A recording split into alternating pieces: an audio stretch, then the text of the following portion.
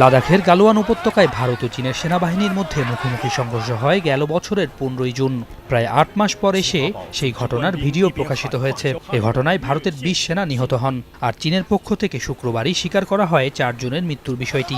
যদিও ভারতের দাবি, এ সংঘাতে চীনা সেনার মৃত্যুর সংখ্যা আরও বেশি। এই বিষয়গুলো নিয়েই নয়াদিল্লির বিরুদ্ধে গুজব ছড়ানোর অভিযোগ তুলেছে বেইজিং। সীমান্তে ভারতীয়রা শান্তি বজায় রাখতে ব্যর্থ বলেও মন্তব্য করা হয়।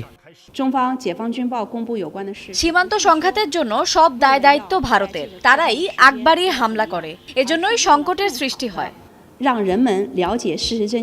এরই মধ্যে প্যাংগং লেক এলাকা থেকে চীনের সেনারা সবাই সরে গেছে বলে দাবি ভারতের। ভারী অস্ত্র সরঞ্জাম যা সীমান্তে মোতায়েন করা হয়েছিল তাও বেইজিং সরিয়ে নিয়েছে বলে জানানো হয়। দুপক্ষের মধ্যে শান্তি প্রতিষ্ঠায় 10মবারের মতো বৈঠক হয়েছে। গেল বৈঠকের মতো এই বৈঠকটিও চীনা অংশে হয়। এ অবস্থায় নিজেদের শক্তি বাড়াতে মহড়া ঠিকই জারি রেখেছে ভারত।